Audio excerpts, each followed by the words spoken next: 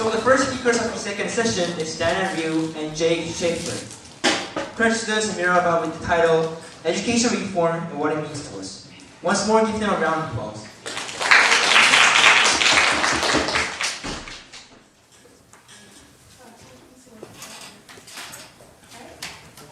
Can you all hear me? Hello and good afternoon.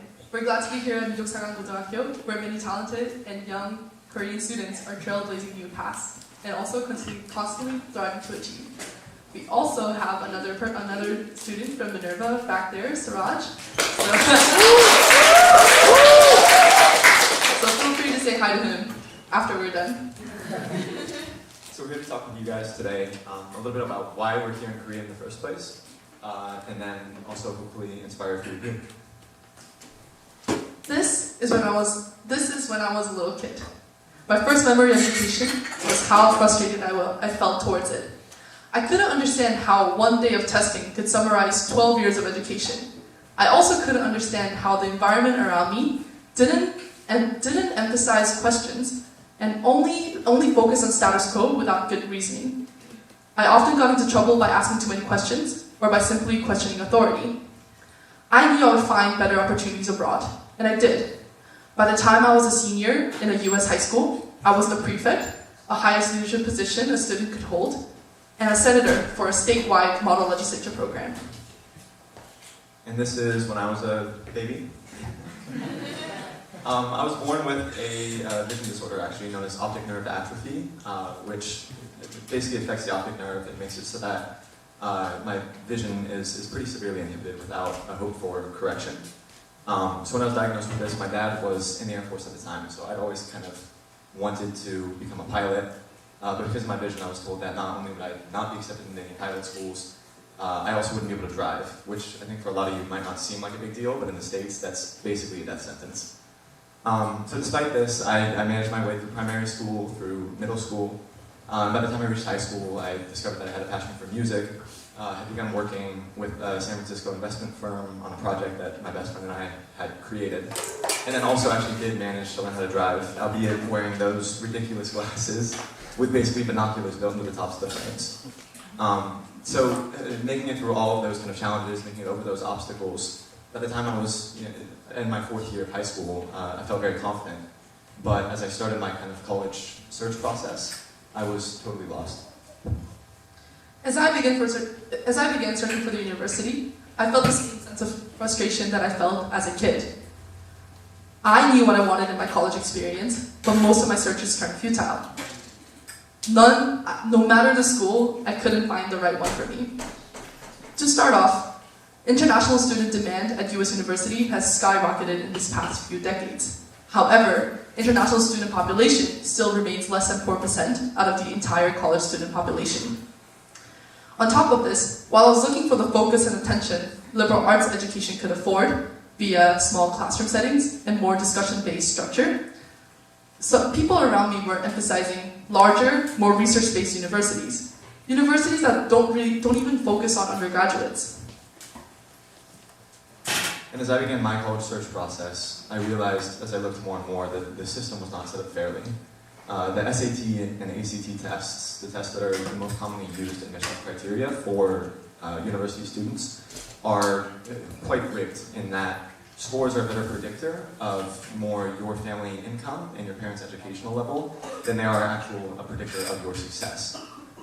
So on top of this, demand at US universities alone has absolutely skyrocketed as well. But despite this, over the course of the last about 30 years, there's been no additional space or capacity added at these universities.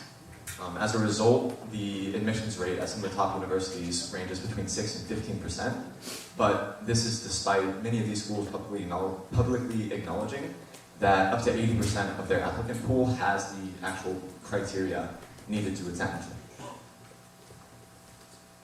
Even if I decided to go to a typical US university, I probably would not be able to afford it. In a typical US Ivy League schools, the tuition is about $40,000 to $50,000 a year.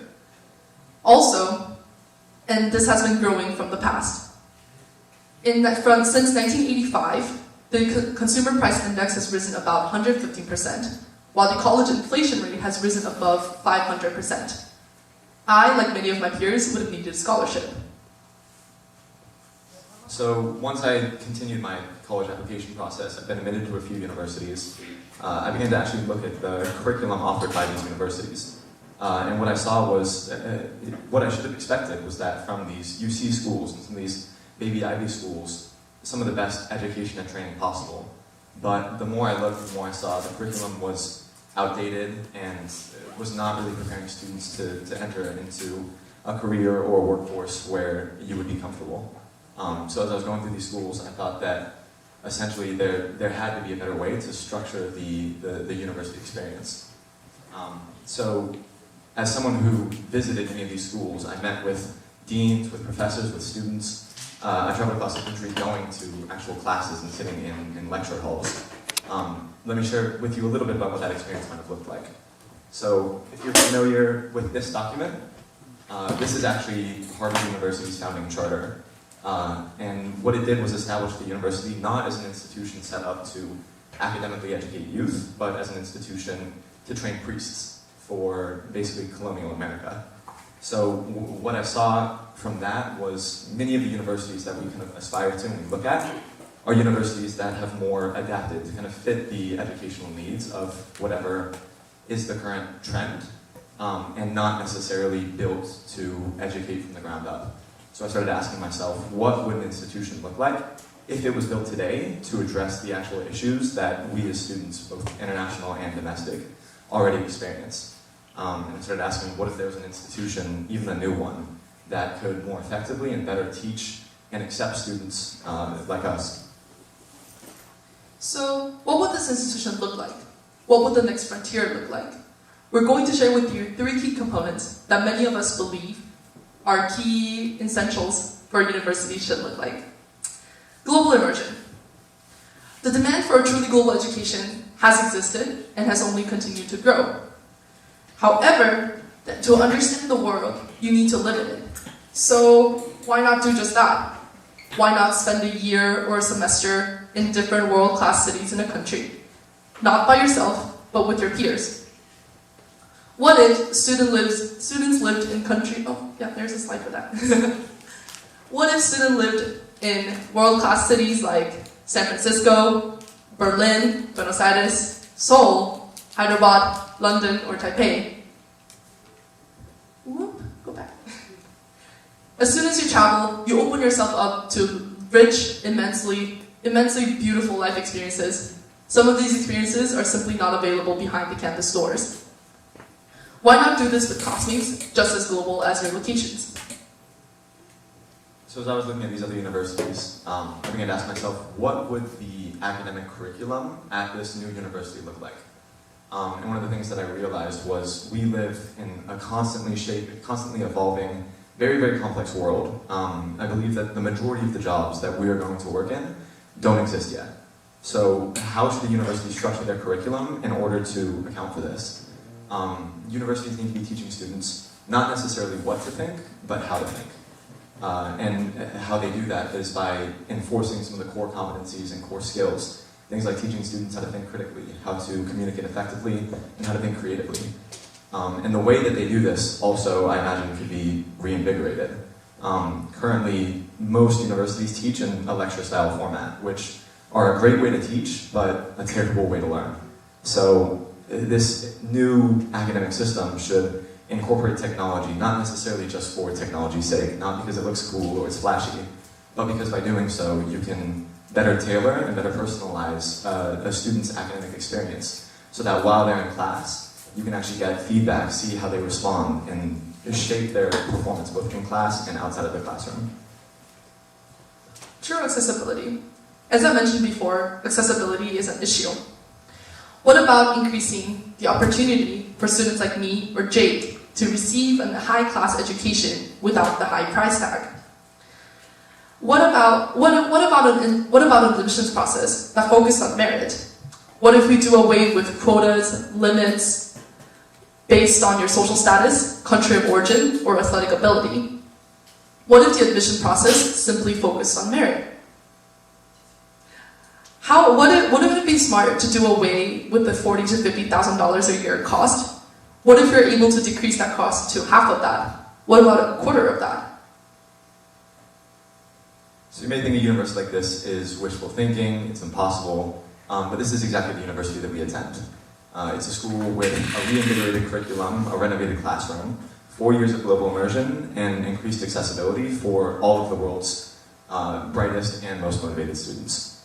So I'm a part of the class of 2019, what I was told would be the first wave of this school. I'm a part of the first undergraduate class that will be graduating from this school, and Dana is part of the class of 2020, and I helped to shape Minerva's student experience in Seoul. I thought going to college would be the end of my stream. However, the experiences I've been afforded and my classmates have totally shifted my perspective. Now, I'm in front of the stream yet again, but this time, I'm not flustered, I'm not lost, or I'm not annoyed, but I'm ready. And for me, by the time I was leaving high school, I felt confident and felt that my journey up the stream was entirely over. Minerva has shown me that that's not the case. I left the US for the first time 14 months ago. My passport's really only a year old, which I was told would make it 3 in its Korean age. But I've had the opportunity to now already live in San Francisco, in Berlin, Buenos Aires, and now call Seoul my home. And I've realized that Minerva has shown me there's many, many more challenges, and with each pond you may eventually reach, there are many, many more uphill and upstream battles to still continue to fight. The only difference is now I believe I have a strong support network comprised of my classmates, like Dana and like Suraj, that are there to help me, and students that I can count on as I continue my journey through the second half of the university that I chose, and I hope long afterwards. Thank you. Thank you.